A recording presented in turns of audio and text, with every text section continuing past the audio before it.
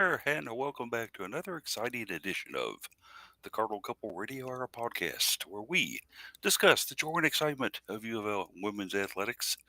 We have a full house in here today to discuss the activities that have been going on with Cardinal women's sports. And it's been a while since we've had a full house of all five of us on a broadcast, so this could be fun. Uh, some of the things that we'll cover today, basically, before I get into the introductions and stuff. Obviously, a lot of women's basketball today. That seems to be, at least this time of year, the major focus of what's going on. We could kind of take a look forward at some of the spring sports coming up and also some of the other sports that are currently in activities like swimming and diving and also women's tennis. Yes. But as we like to do, let's catch up with the participants today. And I guess we'll start it out with the prodigal son here. The guy has been gone for a long time in Case Hoskins. Case, good to have you back on the broadcast.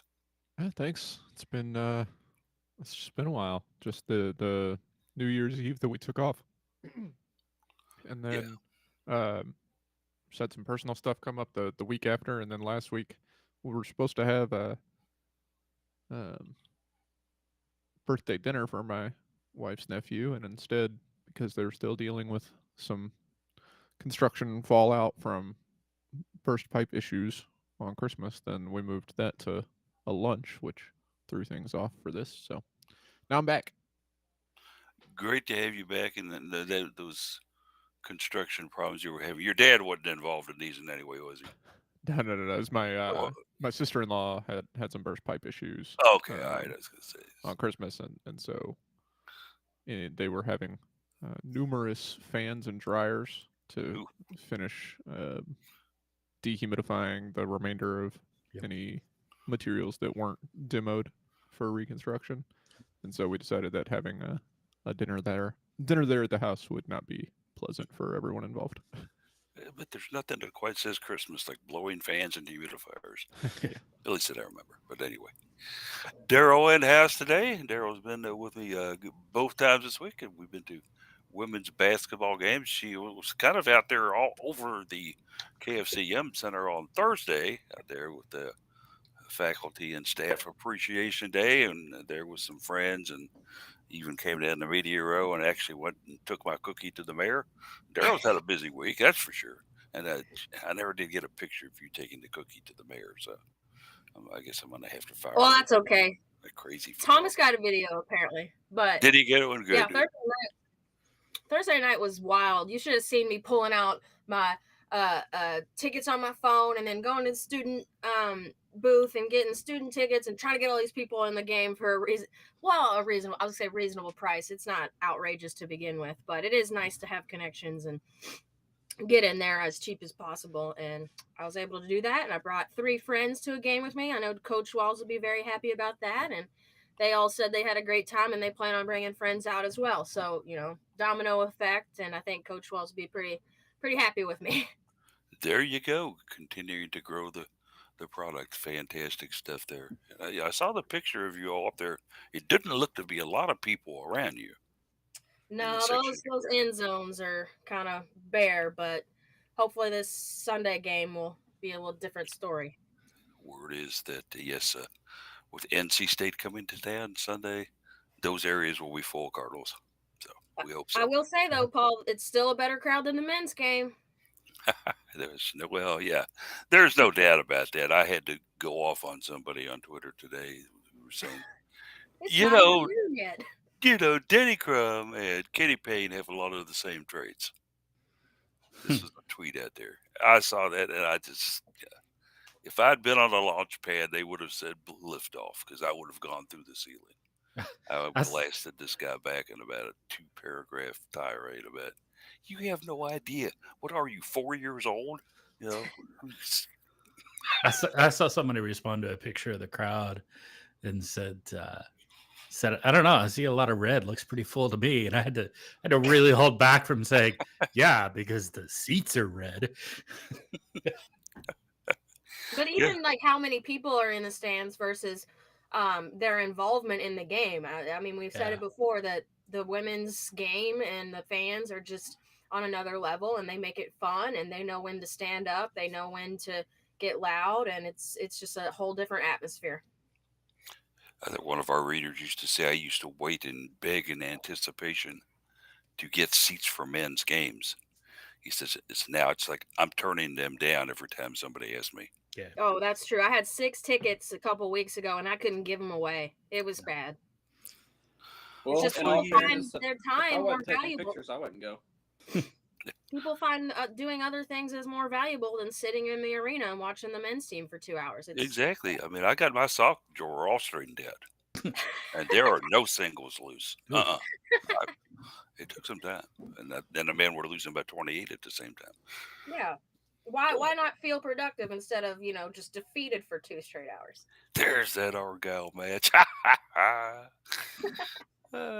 Jared in the house as well with us. Jared, of course, taking photos the last couple games with us and just dashing all about the KFCM Center. Me and Jared, we've done some good things so far. We saw Morgan Jones go off on her old team and then virtually disappear in the next game. What's going on, Jared? Lots and lots of work. Been up since 6:40. Was working this morning. We're deploying a new system, big upgraded system here at work at the end of the week. So the week after that is going to be a lot of 11-hour days. And me being the stubborn, hard-headed person I am, I'm not going to let that affect my personal life outside of that. So I'm still going to live my normal everyday life, even if it means losing a few hours of sleep. Sometimes, that's really the only course you can take, but then you'll find yourself going, oh, I normally do this right now, but I think I'm tired. I think I'm going to put my head down for a couple hours. That was, I must say, a masterful job of avoiding the house divided with FSU and UofL there. Yeah, I went out to the watch party at the Red Barn, which turned out to be more of an alumni event, and I noticed they had ESPN's homepage pulled up when I walked in, and I kindly reminded them that it was on Bally Sports, and the people were quick to tell me, "Oh no, you can watch it on ESPN Plus." Well, I didn't feel like getting into it with them, so I just sat back and watched chaos unfold as they tried to figure out who had a Bally login about 5 minutes into the game. Yeah. But Yeah, it was nice. I got to enjoy it from there, and Katie's watching from home. So when she was screaming at the TV, I could sense it from miles away. I was not here to be around her for it. Well, yeah, actually, the last time that we played them, of course, over in the KFCM Center, you gave me the advantage of sitting next to Katie. And I also had the new Florida State AD with me. And they were sitting there. And Yeah, we got to watch Morgan Jones go off against us then. So it's Yeah, nice for her she to had return the like- favor. like 28 points. And then I looked the AD right in the eye and said, we're going to get that girl on the portal walls going after her. And he looked at me and he kind of grinned and shook his head. And he said, "Now we're gonna probably need at least Haley for her." Yeah. And I wonder how many times he wakes up in the night, awaking from a bad dream where I'm talking to him, said, "We're also going after this girl and Yeah. this girl." Jeff in house as well. Jeff has certainly had an active week as well, doing things. Baking UofL women's basketball, following news and other sports as well. Jeff, what's happening? Yeah, always these little dribbles and tidbits of volleyball news coming out, so we'll have a little bit there. Going to the UofL game on Thursday. Was up in my normal seat cheering, salivating over all of the baked goods that were being made. So yeah, that's okay. So maybe not so great, but we'll talk about that a little bit later, of course. Work-wise for me, I'm hiring. Anybody have experience as a network automation engineer, let me know. I'm hiring for that, and I've got some other positions that are coming up in soon too. So pretty cool situation to be in right now at work. So it's a lot of fun. Cool stuff. Living my life, it's pretty awesome. And if they have a UK screensaver, does that automatically throw them out or no? Nah, we work remote, so guy I interviewed yesterday is in Pennsylvania, so he's actually outside Pitt, so he may be a Pitt fan. That might be a problem, but come volleyball season. But well, you lost your connection again. I don't know what you said. I'm sorry. yeah. Try to rehook. We had I a don't- new hire start this week, and he's from Pittsburgh originally, so Yeah, I hear you. Gee, I don't know why your VPN quit working. Which bridge do I take to get there? Yeah. I know there's a bunch of them. Yeah. Just don't drive over any of the E bridges. Yeah. That's not a good idea. Can't you all figure out how to make a road that's straight? Indeed, that is Pittsburgh in a nutshell. As for me, as I was telling the gang earlier, I've been playing the battle of the tree removal, and right now I'm working on getting my fourth and final estimate on these. It is amazing. The more people you talk to, the more different ideas they have on trees, the more opinions you get, the different sales pitches people come at you with, and ways they get to try and earn your business. I think that I'm obviously going to probably try to go low quote on these. And it's amazing because I'm going the full 9 yards, guys. I'm having the trees removed. I'm having the stumps taken out too, okay? Just a total erasure of everything. The price But differential. the stump grinding is the fun part. That's from what I've been and what I remember seeing years ago at a neighbor's house. Yeah. That's the fun part, yeah. Get to work with a big, powerful machine that rips things apart. That's fun. Yeah. Got to rent it, of course, but Yeah, I'm certainly nothing that I'm ready to go take on myself. So yeah, let somebody else do it. I'll pay them for the privilege and maybe go out and watch them do it. But we'll see what happens here. All I can say is it took these. I can remember these trees when I was 6 years old, being about maybe 6, 7 feet tall, and my dad putting Christmas lights on them.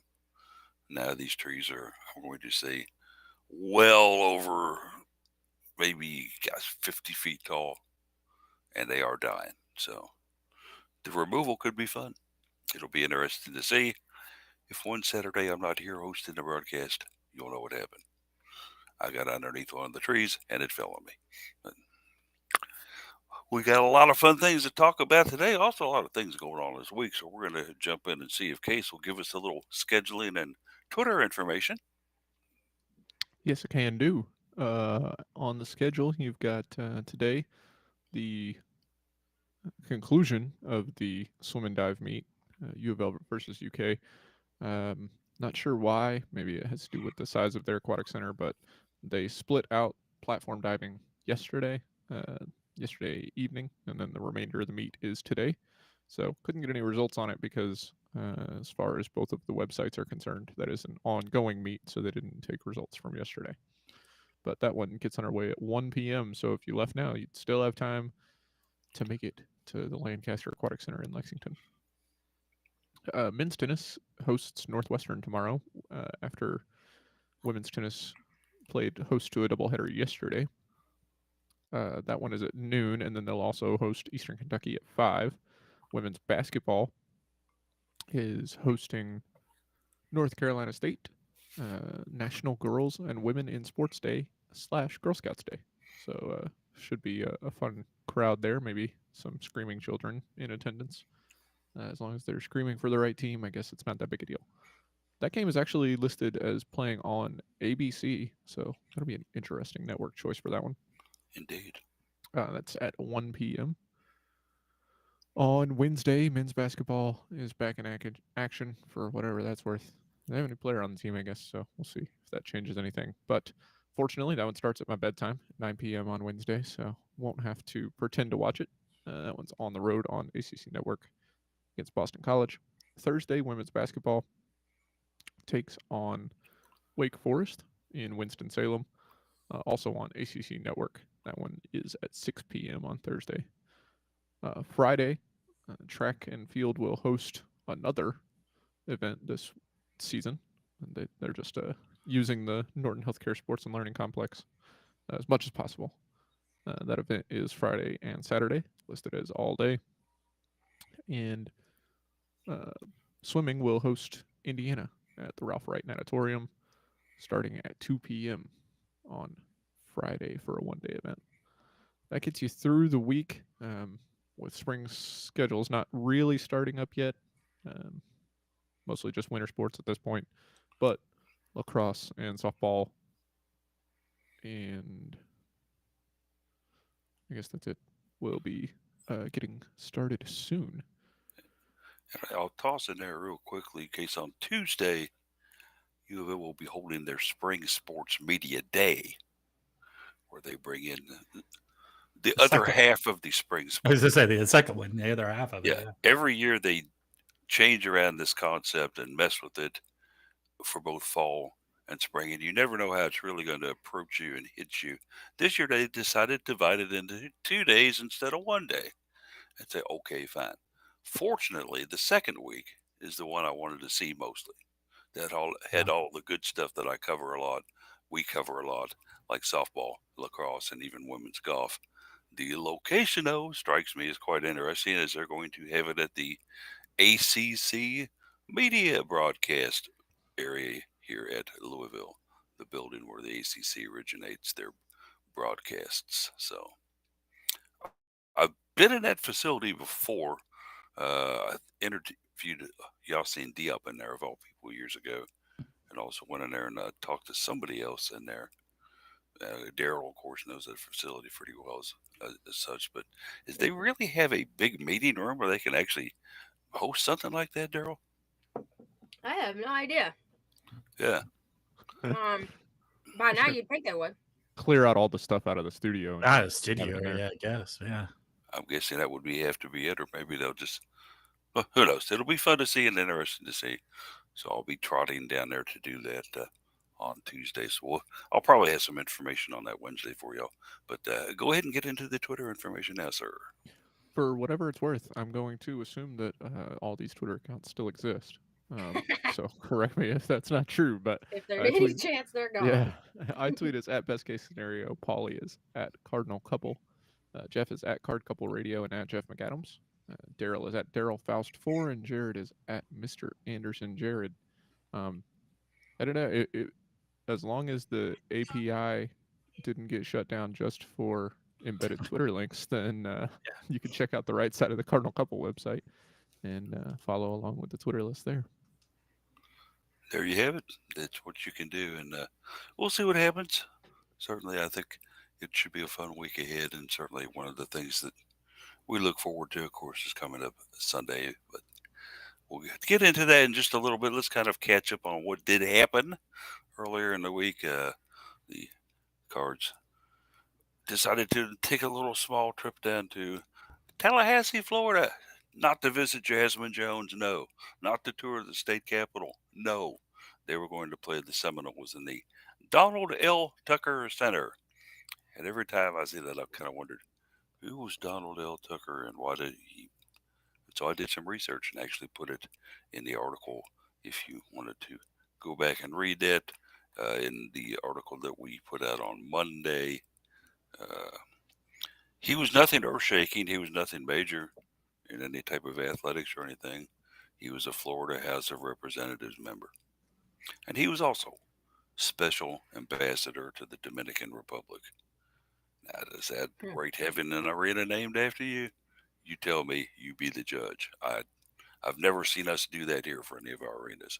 Okay. You know, his Wikipedia is pretty short for having a building named after him. Yeah. I'm just wondering if he found a bunch of money somewhere and threw it all at Florida State that never got mentioned or whatever. But in any event, you never know these things. They can do something like that for Donald L. Tucker. Can't we do something for Jerry Abramson? Can't we name something for him? Yes. I would love to see that. I'm going to put it at must here. We can name the halftime cookies after him. That's right. In the Jerry Abramson Media Room. Yes. With the Madeline Abramson cookies for your choice. Well, we'll see what happens with all that. But yeah, FSU. They were surly, they were angry, they were hungry. They wanted to come in here and get a win over the Cards, but Morgan Jones, obviously, I think, was probably buoyed in the fact that she was playing where she had played a lot of ball before, and golly by golly, she certainly went off on the FSU Seminoles, did she not, Case? Yeah, I was just refreshing myself with the box score here, and she was nearly perfect on the day. Finished with a double-double, 25 points and 10 rebounds, and shot 9 of 10 from the floor and 7 of 8 from the free throw line. So can't ask for much more, except for a little bit more cleanliness with 4 turnovers and 4 personal fouls. But Kind of makes up with that with an assist and 3 blocks and the aforementioned double-double. So fantastic effort from her on the day. She All in did. just 27 minutes because of those 4 fouls too. So Yeah, unfortunately, the foul trouble did get in her way a little bit. But Jeff, this was an FSU team who had no intentions and no desire to kind of roll over and look at the cards and say, "Okay, you got this thing. We're gonna just play for the fun of it." They came out and actually kept things a little bit. I won't call it dysfunctional, but kind of slow in the first quarter here. Uh, keeping the Cards from scoring a lot of points. It was 2014. Uh, we were getting some good stuff out of Liz Dixon, but for the most part, the Knowles were kind of taking control and charge of this game early. Yeah, and we knew that this was going to be a that FSU had a strong defense. We saw that in the stats leading up to it. We could kind of predict that, and we knew that Louisville was not going to be a high scoring team that game. The goal was to keep Florida State from being a high scoring team that game, and so we were able to do that. But it makes that approach to a game always makes it a little bit of edge of the seat, because you don't generally get out to big leads by being a strong defensive team, and particularly with this UofL team, that hasn't been our strength this year, and we were able to do that some against them, but it was a challenge for sure. At halftime, the Knowles had a 4-point lead on the Cards. We're certainly doing some things that had Louisville with some things to talk about at halftime on how do we stop this, how do we overcome this.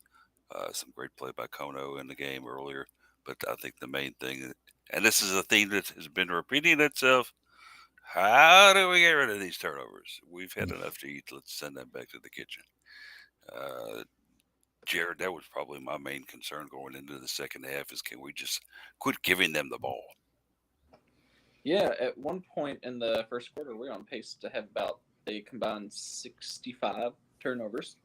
We didn't quite get there, but what was it, about 45 between the two of them, or roughly so? That's not good, even when you play a fast-paced offense, which you're going to expect turnovers here and there. Yeah, it's probably close to double the amount that we should have seen. But I guess forcing them into more turnovers than we had helped. But also, I think the big difference was we were drawing fouls on shots a lot more in the paint and knocking down free throws, I think, was the big difference. But yeah, the turnovers were just ugly, and I think a lot of it was mental and miscommunication. Let's see if it cleans up tomorrow. It was go ahead, Daryl. I was going to just call on you about this fourth quarter. Yeah, well, okay. I wanted to go off Jared's comment. If we had 65 turnovers in the game, Coach Walls is making the team walk back to Louisville. I don't think they'd all be on the team anymore. I mean, Haley Van Lith, she's putting the most minutes in. She's got the ball in her hand most of the time, and she's getting most of these turnovers, whether it's and I think most of her turnovers come from just bad passes that the defense is reading where she's going with it, and they just step in the lane and take it away. I mean, she's had 7 in the game, which is kind of, you raise your eyebrow at it, because you'd like to see that number go down a little bit over the season, and it's not really. I'm not kind of trying not to blame her so much, because like I said, she's in there for 40 minutes and she's got the ball most of the time. But you'd like to see those turnovers get into the maybe single digits, 10 range. Like, that's a safe number. Turnovers are gonna happen. It's just that when they're in important moments, or you just keep seeing dumb turnovers happen, you get a little frustrated. I'm sure Coach Wallace gets tired of seeing it. Take some solace in the fact that in 40 minutes, despite 7 turnovers, she was positive assist turnover ratio. It was only by 1, but so was the entire team's. And she had 5 of the team's 6 assists or 6 steals. So yeah, she did her best to make up for those turnovers. But like you said, as a team, it's too many. I mean, 18, and you give up. Let's double check down here. 22 points off those turnovers. I mean, it took a 13-point win in the 13-point win in the fourth quarter to win the game. So maybe don't give up 22 points off turnovers, and you have a little bit easier road to hoe for the remainder of the game, and not just need to have heroics in the fourth quarter. And Haley's one of those players that she's going to beat herself up about those kind of stats, no matter if she has a 40-point night. If she sees 10 turnovers, she's probably going to lose sleep over it. She's just a competitor like that. She doesn't want to be responsible for the other team scoring off of her mistake. I don't know her personally, but that's the vibe I get from this athlete.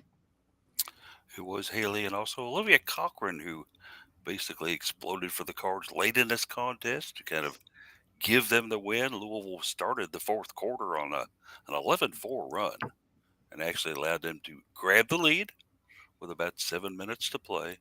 The Cards tenaciously were holding on to this thing as FSU kept trying to get back into it, trying to tie it back up, trying to take the lead away. The key in the play of the game for me is one of the deals where you had this incredible shot by Haley Van Lith to score a basket that I just kind of looked at and shook my head at and said, how does she shoot stuff like this and how does it go in? Amazing. It was 77-75. The Cards were up late. Van Lith is watching the clock get kind of close and stuff, and just I don't know even know how you describe the maneuver. Kind of a shimmy shake turnaround, boom bang bing, and then she throws it up over her head sideways and Off balance. Yep. You and know it, what that is, Paul? That is what Coach Walls talks about of her being in the gym. That is just muscle memory, uh, Mamba mentality okay. kind of drive. I can just envision her practicing that shot at 3 a.m. I mean, she probably has. Yeah. Yeah. I'm not sure she actually leaves the gym some days. It's They have kind a of little send me in a pizza and how about some fries and a quarter pounder. I'll be here until midnight. They have to kick her out of the gym. They're like, "All right, Haley, enough's enough. We want to go home." Short walk. It- I just get to go across the street now. Yeah, Yeah. love that. And I can envision Scott Teeter sitting up in his office, trying to do some late night strategy, and all of a sudden he just hears this solitary thump, thump, thump, bing. That's how Haley wakes up. Have you all seen the Denny Crum housing where they have that outdoor like hangout area? Y'all know what I I'm have talking not about? seen as such, no. Yeah, it's like a balcony above Yeah, above the and lobby. Yeah. that's where Haley goes out at 3 in the morning. She just starts chucking basketballs at Planet Fitness Center. Yeah. Telling them to open up. Good stuff indeed, as the Cards we're able to get out of that one with a win. Any win on the road in the ACC, and we've said this many times before, should probably be worth 2 wins because they are that valuable and that important to beat a team that a lot of people were saying very good things about in Florida State earlier in the season and such. To beat them by 7 on their home court. Yes, we'll take it. Thank you very much. Come back home. We miss you. I think that's a huge win, Paul. I think it's huge because Florida State was sitting there in that top tier in the ACC. We go to their house and get a signature win, and I hate to say it, but this Louisville team this year, they look beatable. Anybody, I think that maybe any weekend in the NCAA tournament, they could lose to somebody by what I'm seeing so far this season. So to get that win at Florida State, I think that just gives them some confidence that they need to move into the rest of the season. Absolutely, for sure it was. And of course, Van Lith had 20, Cochran 13, Carr 11. But Morgan Jones going back in there and saying to her old teammates, hey, remember me? Remember when I used to do this in practice? Yeah. I'm doing it against you now. Isn't this fun? Hey, let's do another one. And I'm sure there were one or more than one Tallahassee Seminole fan who walked out of that arena mumbling, never a goddamn portal. Where's a transfer portal? It's a bunch of crap. So Morgan Jones came home, and a hometown girl made good, right? As we kind of go in and morph into the rest of the week, the Cards, as we mentioned, did come home, and then they were engaged to take on a team which, I think that there's a lot of things that can be said for Boston College as far as their tenacity goes, and also the way that Coach Mack rebuilt this program. Because when you take a look at the players, Jeff, who transferred out of there at the end of last year to the roster that she's got this year, it's almost like she moved to a different school. Yeah, yeah. It was a very different team than what we are used to seeing, with some different results from what we're used to seeing. Obviously, Boston College with wins over both Florida State and NC State is almost unthinkable. It's kind of a what's going on here type of result.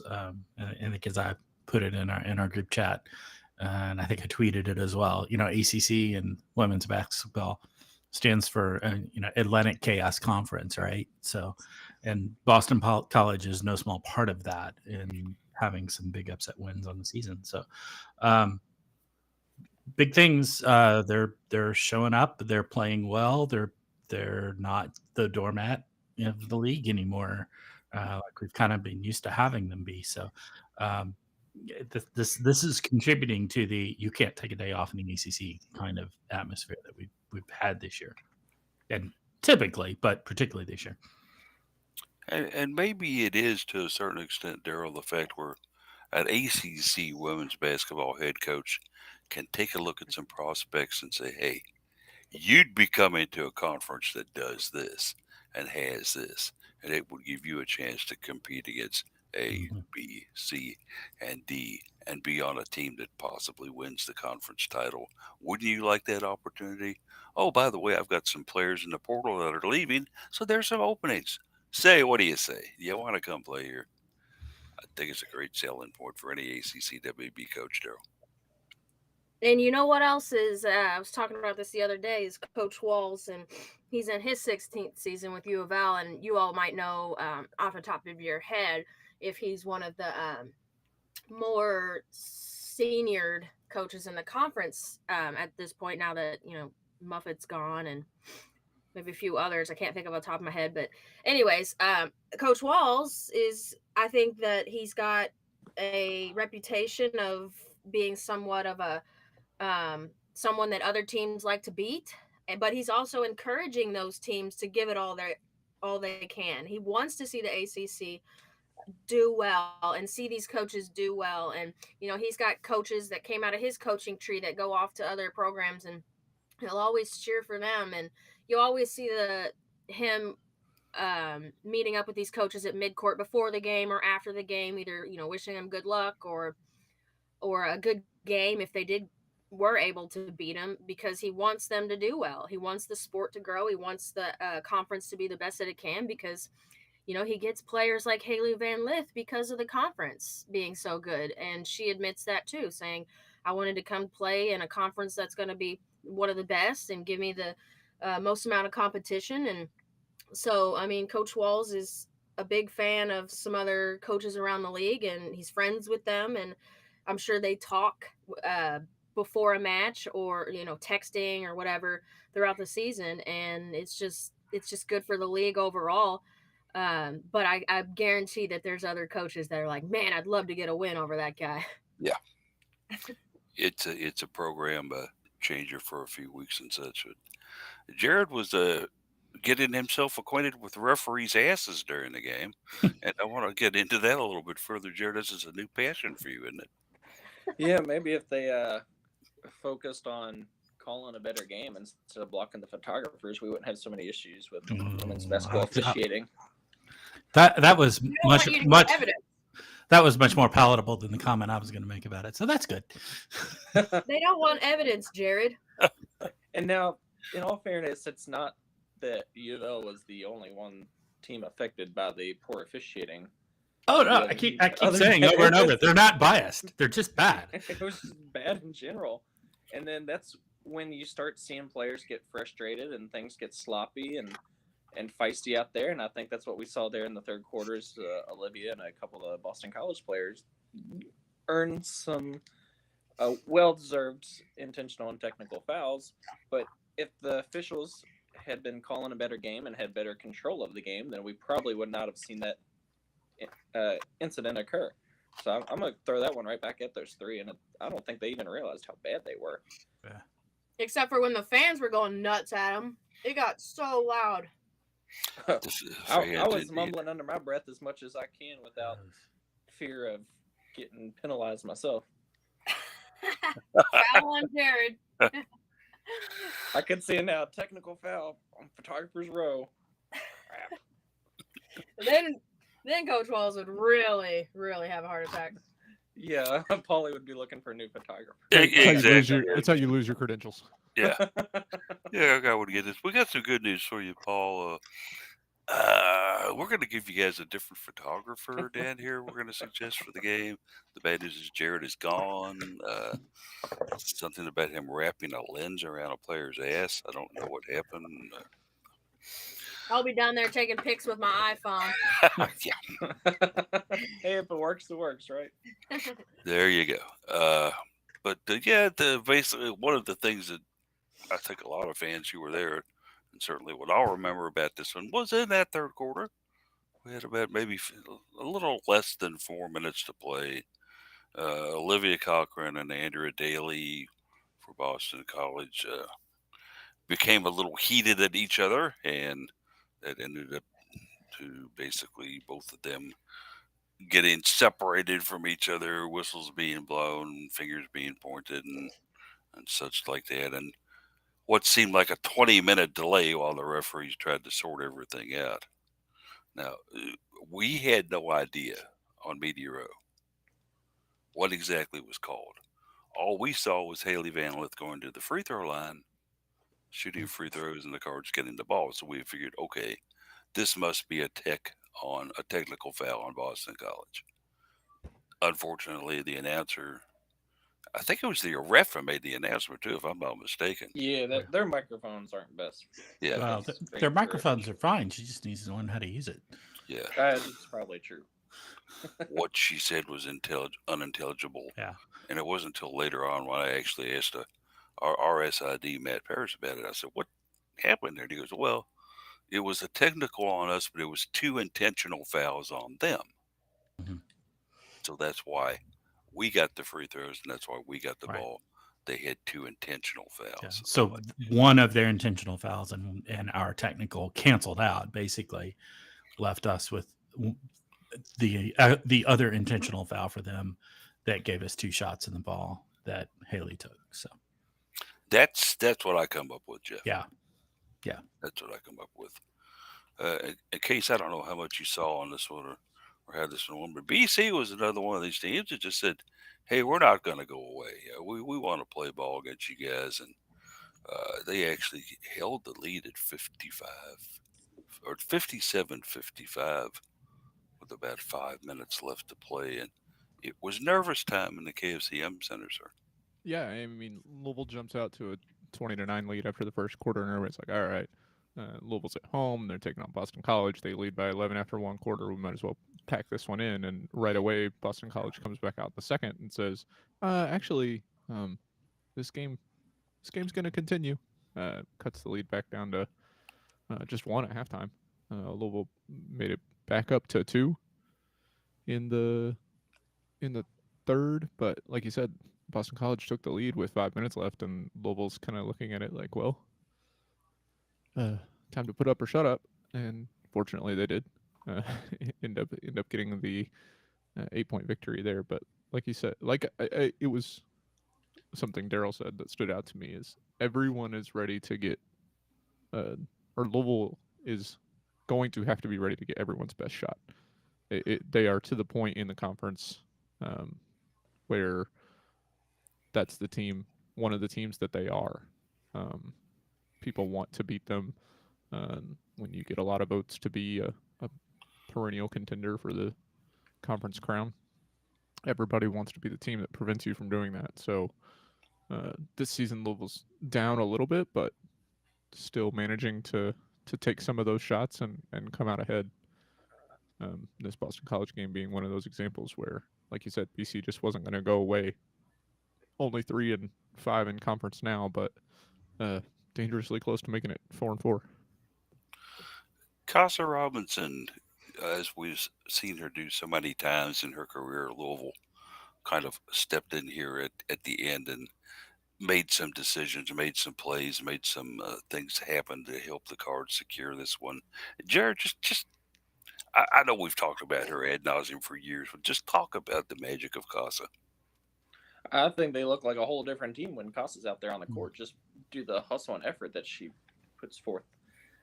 She's not one to shy away from going up against the bigs to grab a rebound or play defense on anybody she's told to play defense against. I think she reads the court well. She understands where her teammates are, but she also can kind of anticipate on defense where a pass or where the ball may be going. And she's not going to be a big scorer. When asked to shoot or when asked to score, she'll certainly take the shot. No guarantee it's going to go in, but she did get a couple shots to fall. But I think just the energy and the effort that she puts makes the rest of the team on the court want to hustle more and try harder out there. And that's going to be a big thing we're going to miss next year. Indeed, she is. Daryl had the write-up for this game. Daryl, as she mentioned earlier, was so very busy entertaining friends, coming down to Media Row, doing this, that, and the other thing, running to get cookies at halftime, and then taking one of those cookies over to Jerry Abramson. And just a busy night for Daryl, and then to have to turn around and write this article right after the game when I'm sure your head was just exploding with everything that happened. A good article by you. I've really only seen one criticism, and that was the Fred report, where somebody privately emailed me and said, "How could she give us a lowercase on anything in the Fred report?" I thought to myself, yes, It's subjective. it's the author's opinion on what the Fred report is. Yeah, Paul, it's a busy night, but I definitely want to shout out Mikasa and her role in the win, because I'm telling you, she flipped a switch with 5 minutes left in the game, saying, "No, we are not losing to bottom of the ACC Boston College. They're giving us a good game, but we've got to get this win." If you look at the play-by-play and you see what Mikasa's impact was in those last 5 minutes. I mean, you just start with an assist, then you go with an offensive rebound, then there's a steal, then there's another assist, and she's landing free throws. And we talked about her struggling a little bit to get those jumpers when we needed them early in the season, and then she started to get them to fall, which was important for this team to win. But I really want to shout out Mikasa, because she is like moving up my list of being one of the most influential players for a program in history. I think that she's just got so many plays that stand out in my mind over her career of being just has a fight about her that's so much fun to watch. And you have those conversations, who would be on your Mount Rushmore. Mikasa is moving up there in mine, because she's got a program record of appearances on the floor. She's also got just this leadership about her when she's out there. I think when the announcer announced that she had the program record, she had the ball in her hand. The crowd is cheering and they're standing up for her, but she's not paying attention to any of that, because she's got an offense to run right now. And when they were announcing her and celebrating her, she is directing the offense. I specifically watched during that moment. She wasn't asking for recognition. She's going for the win, and she did everything she could. Like I said, she had that assist. She's grabbing the rebounds and making sure her free throws are good. She's stealing the ball away. She is vocal. She's telling her offense where to go, where she needs them to be, and we're really gonna miss her after this season, because so many memories of her stand out to me over the last few years. I'm not sure her plans for the future, but if she wants to get into any type of coaching, I would love to see this coaching staff bring her on as like a volunteer or graduate assistant, because I think she could be a phenomenal coach. Are there defensive coaches on basketball? I just thought about that. Yeah, there are. I mean, yeah. They're not designated as we just such. created a job. I thought it was interesting that they chose that particular moment to make that announcement, though. I think it was Normally, right when she had entered the game for the first time. yeah, and traditionally an announcement is made during that dead ball period. Right. Right, that makes more sense to me. Maybe they were trying to get the hype up, get the fans involved while she's dribbling. I don't know. It could have been that as well, but I question a lot of the flow of the games sometimes, but I digress. yes, I do as well. Cards, get this win. I had the opportunity. I've talked to her in past years, down primarily at the ACC tournament, but Coach Mack at least kind of recognize each other on site level and can say hi and exchange pleasantries. As she was walking off the court after that game, and she had her head held high, and I just kind of stopped and waved at her, and I said, "Coach, this bunch of kids of yours came in here and just scared the hell out of this arena." She kind of smiled. She goes, "It's a work in progress, but we're going to get there." And I said, "Don't give up." And she says, "Never." And just kept walking after that. Kind of gives you an insight and an idea into what's going on in her mind and how she's going to build this thing. I was trying to think back, and we'll go around here real quick before we get into the NC State preview here. But coaches that have been there longer than Walls, I think Katie Meyer at Miami came to mind for me. Yeah. But other than that, I can't come up with any others. I think that's about it nowadays. Because I'm thinking any of the Carolina coaches, no. Clemson, certainly not. Kenny Brooks been there a while, but I don't think it's longer than Walls. He's only been there about 7 or 8 years, I think. Yeah, Kenny's only been like 8 or 7 or 8 years. Yeah, I'm really thinking it's Walls, y'all. I think it's Walls or Katie Meyer, and I don't know how many years Katie's been there, but I know she's been there a long time. Yeah. Do a little Google search. There you go. Somebody who's got faster fingers than me can run that down while we transition out into what is going to happen on Sunday at the KSAM Center, 1 p.m. Make sure you get your tickets and go to watch the Cards play NC State. It is Katie Meyer. This is not an updated Wikipedia list, but because it still shows Sue Semmerau. But since she's gone, you've got Katie Meyer. I guess has been there for 18 years now. It's her 18th season, yeah, I guess. Walls and Hillsman were tied, and now that's not a tie anymore. So you got Meyer and then Walls right behind her, 2 years. There you go. Certainly when we get ready to face Miami, that'll be something that...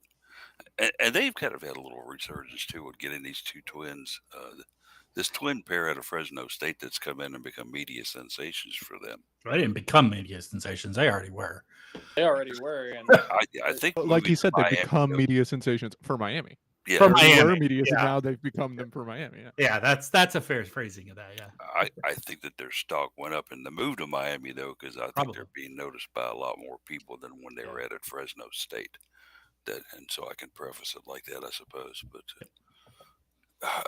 that's down the road a little bit. Let's talk about Wes Moore bringing his pack in here, a pack that strangely has not looked too good in their last 5 games, losing 3 of those contests. Jeff, you've got basically the write-up going into this one. What are some of the things you're going to take a look at and bring out as you think about NC State and think about them coming in here to play Louisville? I think I'm going to grab some dice to roll to try to make my predictions on this one. Gosh, I don't know how this team is 4-4. When you look at the team, when you look at how they play, when you look at their non-conference performance, and then you look at them being 4-4 in conference, and you're like, what's going on here? I can't put anything together that makes sense for this. Some of the things are starting to settle out in the conference a little bit, but this one still just seems really. I can't come up with a good explanation of why they're so low in the conference standings right now. But like I said earlier, they lost to Boston College, which again, while we've been singing the praises of Boston College and their improvement and they're getting better, there's no way they should have beat NC State. So and again, that's why you play the game. That's why you roll the ball out. But it's bizarro land for sure. So I don't know. I'm gonna try and look at this team, look at some of their stats, and see what's going on. See if I can put together a coherent explanation on this a little bit. But I'm right with now, you, I don't Jeff. have much. I'm with you, because how do you go from the team that they had last year and you still have, like River Baldwin and Diamond Johnson, Jada Boyd, Brown Turner, like these players, you lost Kunane, yeah, but those were some shooters. And it's like, Well, you did lose a pretty decent point guard in Reyna Perez, and you lost Kai Crutchfield, and as you mentioned, Cunane, and I think Cunane was kind of their Hail Mary play at times when they just needed something, because she could dominate the post so well that in a tight bind they would just throw it to Cunane and she either score or draw a foul. yeah, And they don't really have a true super dominant post player this year. Has been the difference, I think. Yeah, like I an think it was anchor. also like Kunane was an anchor. yeah. Yes. Perez has still burned a negative thought pattern Yes. into my memory process 2 years ago when she knocked us out of the ACC tournament with that prayer she put little up. jumper that she put up there with like 2 something seconds to go, and it went in and Yep. knocked the Cards out. Yeah. But I mean, you look at NC State's schedule at this point, and particularly looking at the non-conference schedule, and they went 10-1 non-conference. The one loss was to UConn, and that was before everybody on UConn got injured. But they got housed. Yeah, well, yeah, they did get Well, thumped by 22. UConn, but that was before, like I said, the whole UConn team got injured. So you can at least understand that a little bit. There's some pretty blah games in here, but they beat Vanderbilt, they beat West Virginia, they beat number 10 Iowa. It's really the only game that their non-conference schedule. I was that's looking at the big that's their big win. So misleading. Yeah, like 10-1, and the losses to UConn. And you're like, yeah, but they got the one win over Iowa, and then you look at the rest of the schedule, and you're like, well, okay. I mean, they played some games, and then they started conference play, and things got real weird real quick. Yeah. I mean, beating Georgia, beating USF, or that's not bad, right? But those are not no-name teams, but they're also not top tier teams either. So, yeah, it's a little hard to figure out what's going on here. Jeff Walls had kind of talked about this one in the terms of it being more of a chess match than a basketball game. And when I first saw that, I'm like, is Jeff going to be out there with his pawn in his hand? No, that's not going to happen. But when you think about it, when he discusses, what are they going to play against us? How are we going to counter what they put up against us? Then you go back and forth on who's going to have the hot hand for them. Who are we going to counter with to stop that? What kind of game is River Baldwin going to have against us? And he went back and forth on quite a few issues that the Cards were basically going to have to face in such a very short turnaround time. And also the fact that Louisville was looking at somebody who certainly has had a great rivalry with the Cards over in the last 7-8 years. And that's going to play emotion into it a little bit too. Witness the people who have decided to attend this one at the KFCM Center. Reports are the lower bowl is completely sold out, and that they're selling seats up in the curtain area, as I like to call it. So it could be interesting to see on this one. Let's kind of roll here a little bit and talk with each one of you a little bit on what you think is going to be some of the keys and some of the things that you think might happen in this Louisville NC matchup. I'm just going to do these in alphabetical order. So, Case, what are you thinking here? Well, I think like we talked about, the issue with the two games this week is Louisville needs to limit turnovers. They had 18 against Florida State, and then they had 21 against Boston College. Despite NC State being one basket against Syracuse away from being 3-5 in conference. Boston College is 3-5 in conference now. They beat NC State, and they led late in the game in this one, thanks in part to those big turnover numbers. So my key to the game is protect the basketball and should be okay. I mean, even if they're not forcing a lot of turnovers from NC State, they need to defend or need to protect the ball themselves. Certainly, Walls and Ed said after the game against Boston College, we're going to show all 21 turnovers tomorrow. Because if we don't fix this, yada, yada, yada, now Mhm. it's going to bite us in the backside. Uh, and I think it's true. The turnovers are going to be a key. Daryl, is this the main thing Walls has got to worry about? Turnovers? Yeah, I was gonna say that too, but I think it's probably a good plan to try to get that ball in the hoop a few times too. Yeah. That'll win you some games. So as long as the offense can produce, and even if the turnovers do happen, I think that as long as the team doesn't get flustered and frustrated with their ability to hold on to the ball and just keep scoring, keep moving the ball around, this team is most productive when they're sharing the ball. And I've said it before, I think that there's so much pressure on Haley's shoulders to score that she could dish it out a few times to somebody to have them uh, get the points. So I think that as long as the team keeps scoring and doesn't come up with empty possessions, that they can pull out a win in front of the home crowd. And you certainly hope that the Cards will be able to take care of that, Jared. But despite Kunane being gone, Perez being gone, some of the players that we've come to know from them over the couple of years, there is still a vast amount of talent on this Wolfpack squad. Oh yeah, without a doubt, they're still one of the more talented teams in the ACC, and maybe even still in the country. And a lot of that goes to what Wes Moore has done with recruiting and bringing in a lot of solid players, a couple of solid transfers here and there in the past. And I guess he's rebuilt the NC State program. They were had several down years there for a while, and they had to find their identity all over again. And I think he's really done that. Uh, it's just revitalized, but they're going to play UofL tough. It doesn't matter if it's at the KFCM Center, if it's down in Raleigh, if it's a neutral site. I mean, they're going to play UofL tough, and I think Wes Moore at this point's also seen Haley Van Lith enough times that he's going to know how to game plan against her, so it's going to fall on everybody else to be able to score.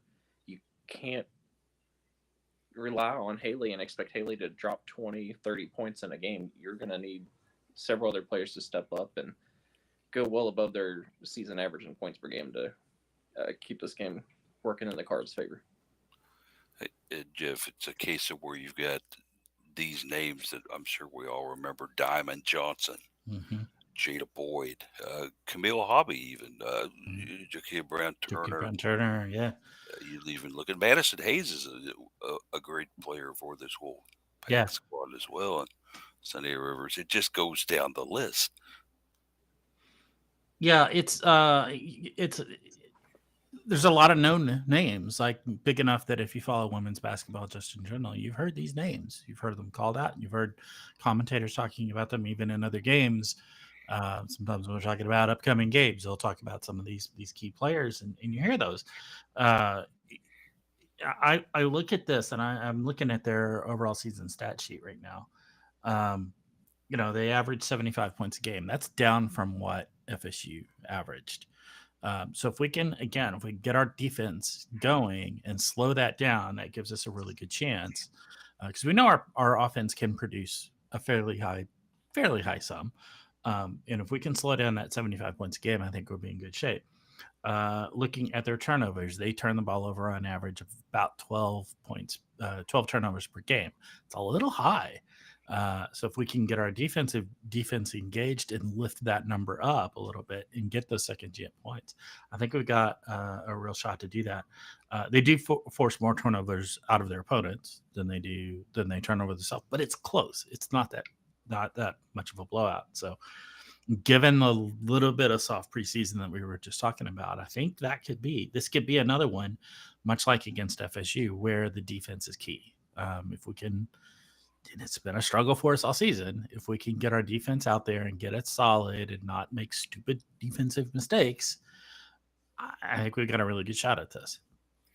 And I think that's going to be a key as well, because you take a look at some of the conference games. I mean, Duke was able to hold them to under 60. when they played and beat them. Hmm. They beat Syracuse, but they didn't score over 60 against the Cuse. And then you move a little further down the schedule, and North Carolina State or North Carolina was held to under 50 by North Carolina. And North Carolina is certainly a team that's another story for another time, but Mhm. there are gaps there in this Wolfpack offense where hopefully we've done our homework and we're ready to go and ready to see these. So The big stat that stands out as being lopsided is blocked shots. They have 94 to their opponent's 50. So, you know, I don't know how important that stat really is. It doesn't seem like it's as important, but it can have an influence on the game. If they're getting blocked shots, it becomes demoralizing. So that's one I look at and kind of cock an eye at. for sure. And I think one of the things I'd like to see on this as well, and I don't have time to research it now, but how are those block shots out of conference compared to what they're actually getting in conference? Yeah, I would have to dig more into the stats to Yeah, and I don't. Yeah, compile that. Yeah, don't have the time to compile that. And I really don't really care. I mean, we've showed that if people are going to try and block us outside, we just throw it inside. If Yeah. people are going to tie us up inside, we just throw it in the corner to Jones or the Van Lith or out front to Carr. I mean, we'll deal with that. But this is a big one. This is national TV, y'all. 1 p.m. KFCM Center. Should be a ABC. fun ABC. I wonder who ABC will actually bring in. I haven't seen the broadcast crew yet. Yeah, I was trying to look for that earlier and couldn't find answers on that. So I don't know. I mean, they are part of the ESPN family, so it could be some of our typical ESPN announcers. Probably Billy Packer and Brent Musburger. No, Kidding. Mutzberger, I'm okay with, but Oh, gosh. We'll say I wouldn't be surprised if Debbie Antonelli's hanging around that door waiting for the phone call. Yeah. Said, "Hey, Vinny, do I want to go to Louisville? Yeah, I could do that." Bring her in to cheer on Mikasa some more. She loves Mikasa. She does indeed, and Yeah. for somebody who is so pro offense like Debbie is, Yeah. I heard some of the stuff Yeah. that Constance did. It shows that she's involved a little bit as well. Yep. This should be fun. Some of the things we didn't get to real quickly, maybe we're going to cover some of these and We'll do final thoughts. Yep. yeah, final thoughts and stuff like that. But we've had a great basketball discussion here, Mhm. and I think that everybody, if you've been listening, now have a general idea of what to expect, maybe, and what the Cards have done, and what they're capable of doing, and certainly what North Carolina State is going to bring in here to try to put on us. So get on down there, watch the game. If you haven't seen one from the 300 level and you don't have vertigo, I intend you go. I personally can't sit up there. I tried once and ended up, just couldn't do it. Yeah. Be a little careful. Hold on to things. Make sure. Yes, Yeah. yes, Handhold. yes. They're indeed. steep. It's steep seating. So If you're going to go, be careful. But let's go ahead and move on into some final thoughts now. I'll go ahead and start it. Let's just stay with the alphabetical order thing here. We'll start with you, Case. Yeah, I just wanted to shout out women's tennis. Wrote about it a little bit today, starting their season with a pair of wins yesterday. And then it looks like I was trying to find announcers. It doesn't list them, but this week, starting, looks like Thursday, the 19th, began ESPN's We Back Pat week. Mhm. Sunday is a loaded schedule across all the ESPN networks of women's basketball games, which probably is why Louisville ended up on ABC for this one. Plus the fact that it's two ranked teams. Yeah. That's not true Yeah. at all. When the ESPN press room schedule was created, it was number 10 NC State at number 7 Louisville. And the ABC schedule probably a little more locked in, so they didn't change that one. But both of Louisville's games this week, part of the We Back Pat series, so that's why they'll get the ACC network treatment as well against Wake Forest. So that's A what good I thing had. to have. Daryl, what's on your mind? It's kind of the same thoughts about NC State and just how important this game is from a basketball standpoint, but from just a rivalry and conference standpoint. I think that the Wolfpack is going to give the Cards as much as they can handle because they're currently 4-4 in the conference and in that middle of the pack, and they do not want to go below 500. So this win for them would be huge, and I think for Louisville they are trying to stay in that top tier. It's I'm looking at the NCAA standings. NC State's ranked 20. Cards still not ranked. I think that if they do beat NC State, that they could get back in that top 25, which is weird to say because usually they're in the top 10 the whole season. But it's just a win. I think we'll see Mikasa Robinson on the floor diving for every ball. I know I said offense is going to be a huge key, but defense as well. That's the things that aren't showing up in the stat sheet, and Mikasa's that person to make it happen. So, gotta get a big one this weekend.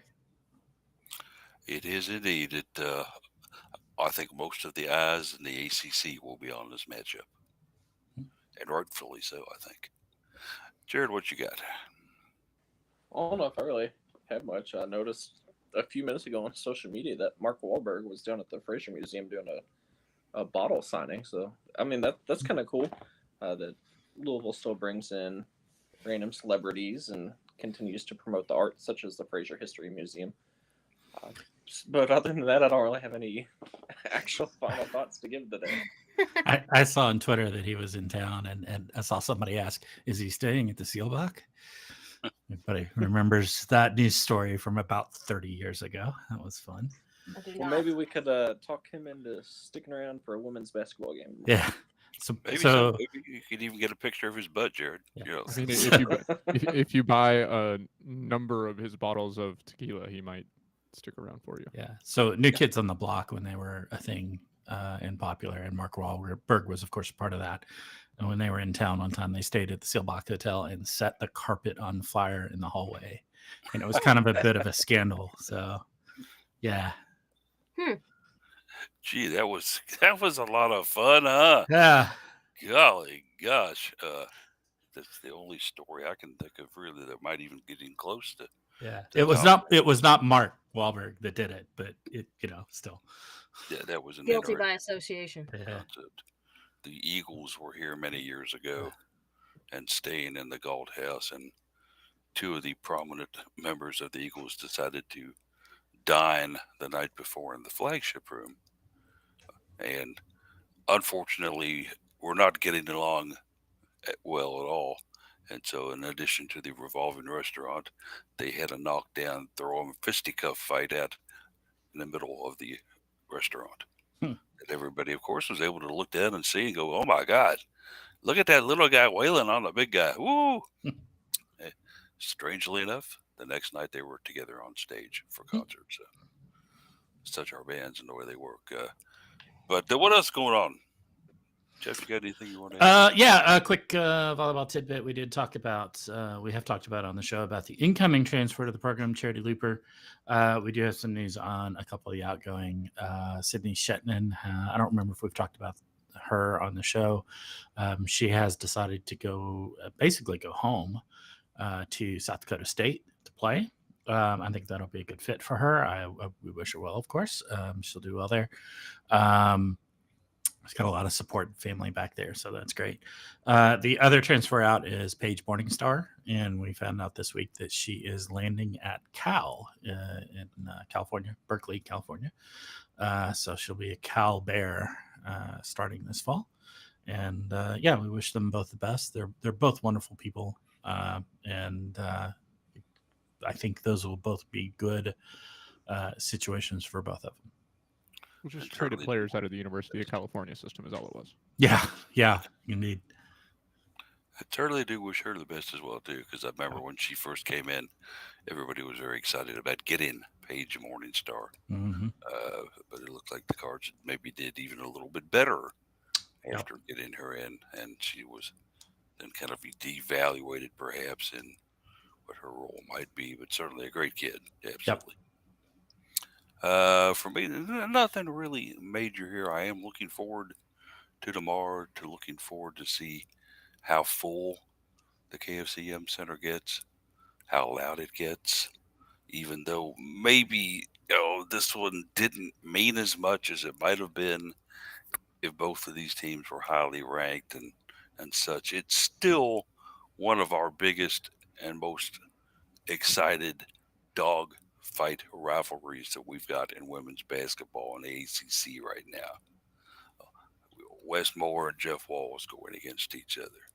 You've got the players on NC State going against our players. How we went down to NC State a couple years ago and embarrassed them in the first half. They came back and almost won the game in the second half. There's a lot of storylines here. Raina Perez will never forget her. I'll never forget Kunane crying every time she had a chance to a referee because one of our three centers was beating her up, according to her. So many plot lines in this one, so much fun. Let's just play the game. Come on, let's bring it on. Let's roll them out. Yeah, I'm tired of waiting. Let's get them out there right now. No, that'll be tomorrow. So have fun with it. We hope to see you down at the KFCM Center, and certainly want to thank everybody for listening today. We'll catch you next week. Same bat channel, same bat time. I'll let you know so we don't. Everybody have a great weekend and go Cards.